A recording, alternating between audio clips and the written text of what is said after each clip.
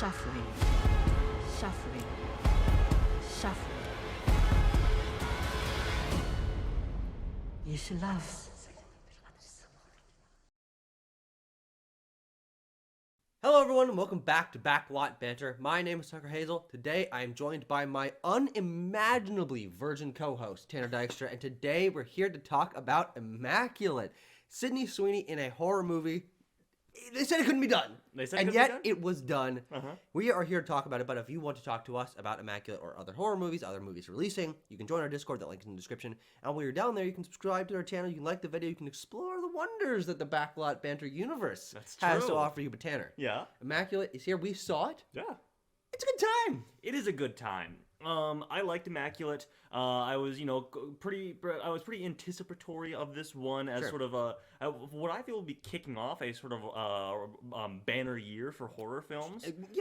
Last year was not that. No, it was not that. So I'm glad we're getting a little bit back on track. Things are looking up this year, and we're starting off with a horror film, a bit of a nunsploitation from an up-and-coming movie star, which is really exciting. Absolutely. And it's quite a solid picture, I would say. I think you know what to expect for most of it, but then, as I've often been saying when we talk about it, it really goes for it in the third act. And that's what really elevates it for me into being like a movie where I'm like, yeah, that's a great movie.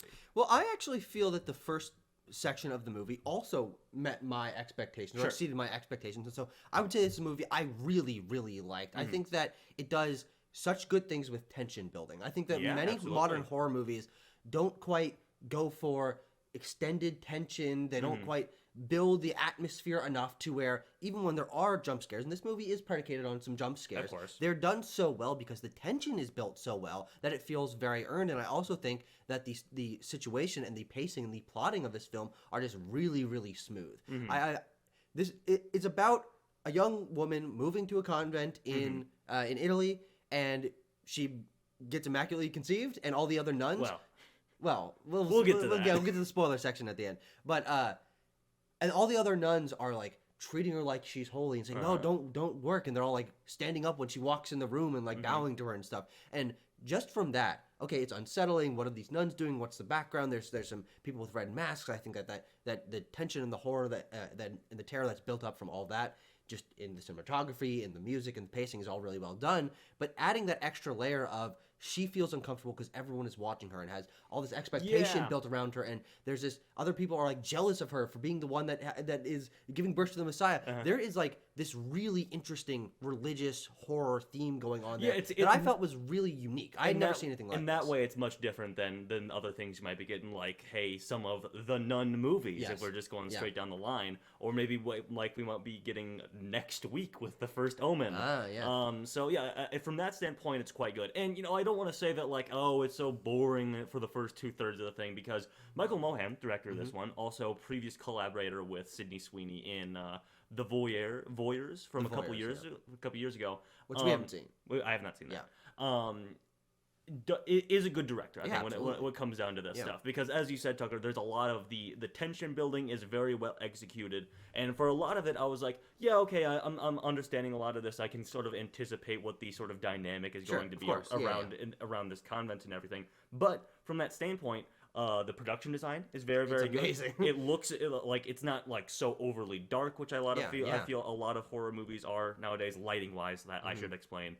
So it's presented in a very slick, high production, well done, a quality manner. I would say, and that I think is this is one of the first horror movies I've seen from Neon. I think maybe I'm forgetting something, but it does have that quality studio touch to it. There's a good cinematographer on this. There's good writers on this. The director knows what he's doing in terms of interesting camera placement and interesting editing. This is just a well-crafted film, and I think that is something we don't get out of lower budget horror movies much anymore. We go to horror movies constantly, and they turn a quick buck, and they feel like they were made cheaply, and the actors aren't quite nailing it. But this movie, I think, through its production value and its craft, that matches the tone and heightens it even more. Because I'm like, this is just well done. Yeah. We should also talk about the star of this film, absolutely. Sydney Sweeney, who, as I have learned recently, has been attached to this for 10 years. Holy shit. She auditioned for this film for first time when she was 16 years old, 10 years ago. Okay, all right. And is now a producer on this film. And so you can really feel her commitment to the story. Totally. Especially when we get into the third act, which I don't want to spoil at all. We'll get to it. But for the first 2/3, the bit where she is sort of trying to be a fish out of water. Yeah. She's trying to fit in. She's wary of things that are going on, but also not really sure of what's happening because she doesn't speak Italian. Yeah. She's quite good in that. I mean, like it's something that's not exactly foreign to horror movies. This person who goes to a new convent or a new place or whatever, and they're like, so there's some weird things around here, but I don't know. I guess I don't want to judge. I'm new here. But I think what sells her performance, and then by extension the terror of this situation, is that she's a very normal person. She's she reacts very normally. She has some quirks about her. She's trying to be nice and it just feels out of place. It feels very genuine coming from Sydney Sweeney, who's just has her big eyes and looking at everything whoa, this is really interesting, or oh, I'm a little uncomfortable here. She's so genuine and believable in this role, and then once you get to the point where she's in horror situations and she becomes, I think, a full-on scream queen, where she's belting it out and she's running down the hall and there's blood everywhere. I'm like, this is easily her best performance. I would say so as well. I mean, I feel like the reason this kind of got hyped up was because after her sort of breakout role in Euphoria a few years ago, people were sort of I mean, there's an iconic scene that has been memed of her hiding in a bathtub from somebody and covering her mouth and everything, and from that people were like, Sydney Sweeney should be in horror movies. She's really good at this. Her features and her mannerisms are very conducive to being a scream queen. I mean, she makes some great faces in this movie. The way that she contorts her eyebrows and sometimes she'll hold a little air in her cheeks as she's trying to hold her breath or whatever as she's running or being scared. I'm like, she's really, really committing to this role, and she's the reason that it's sold. I think that the production value is very good. I think that the horror elements are done very well. I want to talk a little bit about some of the gore elements that I think accentuate those horror elements. But what really ties it all together is that she's very committed to this, and her character is very believable. But when she has to turn it on,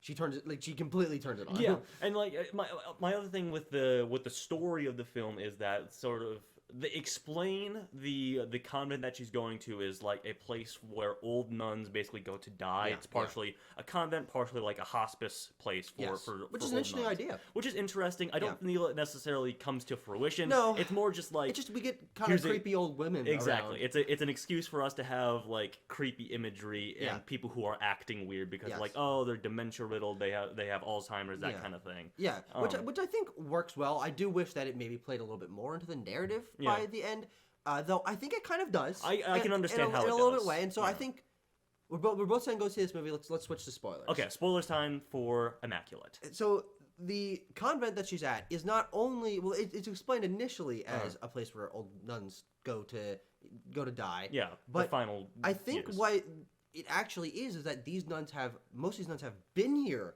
for a very long time because they were the failed mothers, failed vessels. Vessels. They're trying to create the priest and the cardinal. Yeah, the cardinal are trying to create a new Jesus, or maybe it's a devil. That part I'm not quite sure. Here's what I really dig about this ending. Yeah. Because the twist about 2/3 through. The twist about 2/3 through, when you learn that yes, they've been first of all harvesting the DNA fragments from one of the nails that was driven into Christ on the cross. Already, I'm like, that's cool. That's cool. That's a great idea. But yes, they're using these samples of DNA to inseminate women that they bring to the convent in hopes to bring about the second coming of Jesus Christ. And what I really dig about that is it would have been easy to do the full-on Rosemary's Baby thing. They've really been pushing Rosemary's Baby as an influence, especially in the marketing.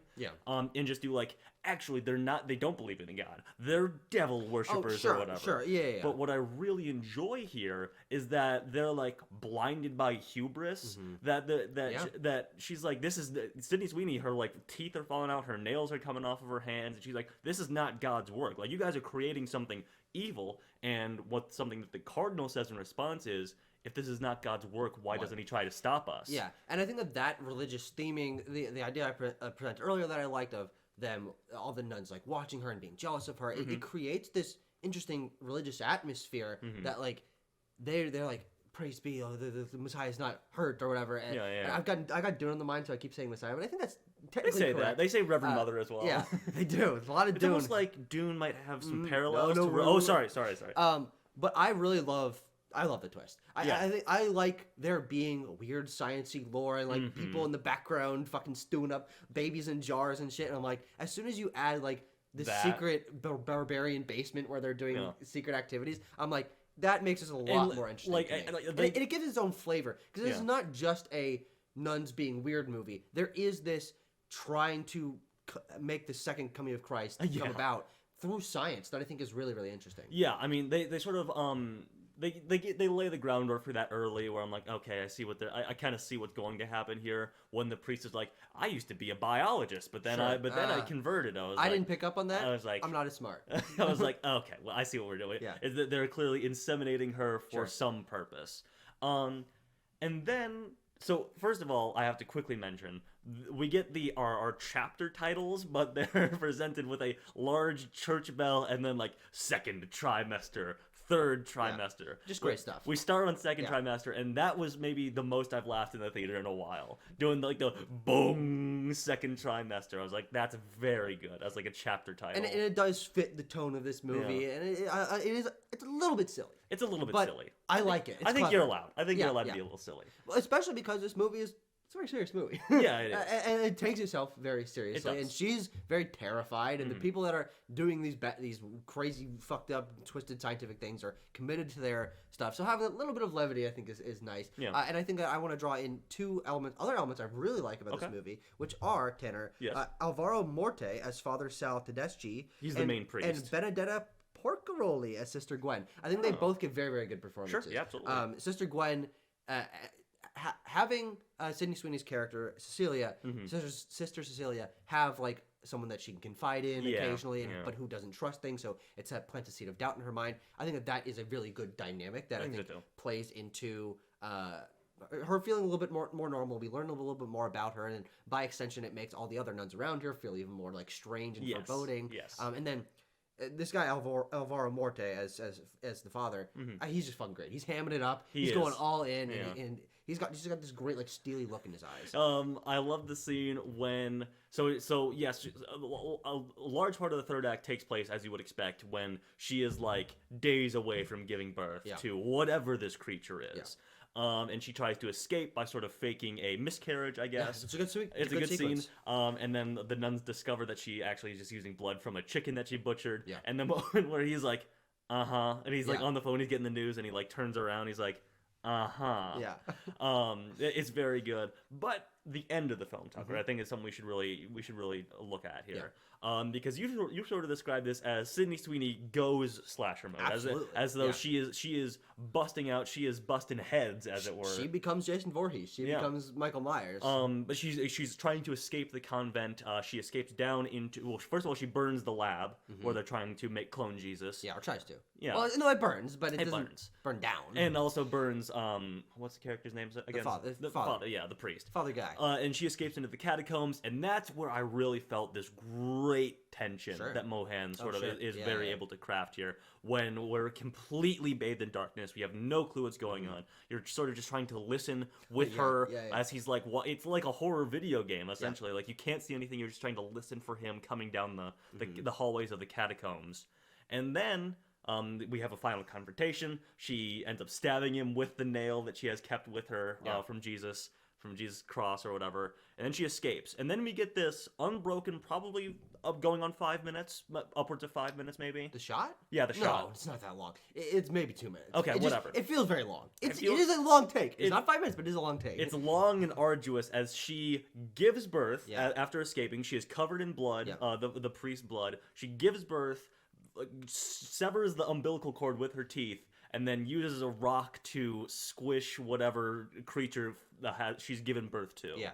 It's a amazing sequence because it not only gives Sydney Sweeney, I think, probably her best moment of acting that I've seen in terms of she's just fully leaning into the screaming and the facial expressions. But I mean, and you might be like, okay, it's so much easier to just scream a bunch more. I'm like, yeah, but you gotta do it really well. Yeah, to be convincing. And she's doing it really, really well. And then I also do think that for the style of this movie, for the budget of this movie, I think it's a very good creative decision to not show what the fucked up baby demon creature is. Yeah, I think so. It's making these like dog sniffling, like growling noises. You hear it more, and you're like, "That's not. I don't think that's what a baby should sound like." Yeah, and then the fact that you watch her walk out of frame, you're like, "Oh, is she going to leave it?" And then she goes and finds a rock, and then she lifts it over her head and smashes it, and then it cuts to black, and it says Immaculate. And I'm like, that's just it's just a baller way to end your movie. It is. Like, it is. It's just it's creative, it's unique, it fucked up, but it doesn't. It is where I usually feel I disconnect from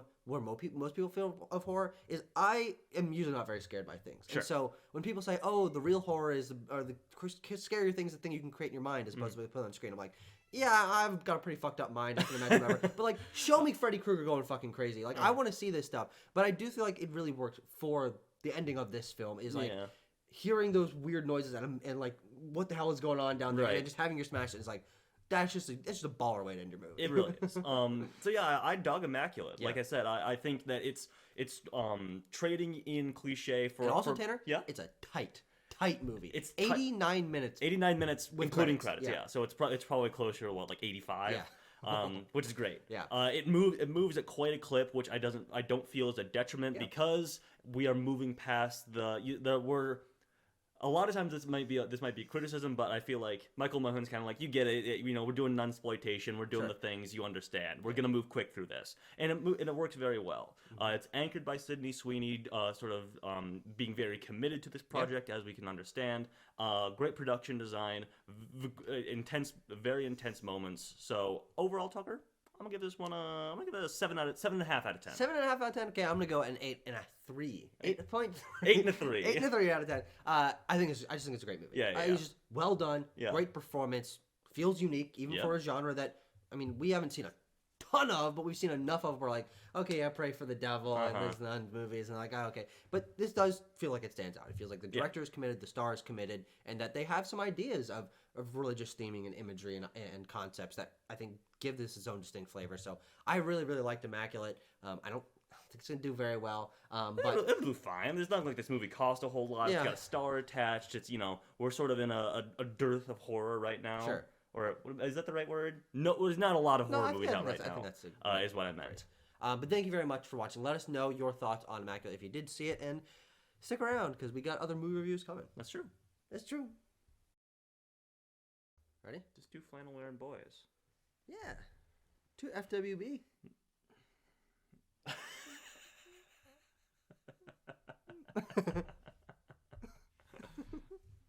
Flannel with benefits. Friends with boys. Oh, friends with boys. Yeah.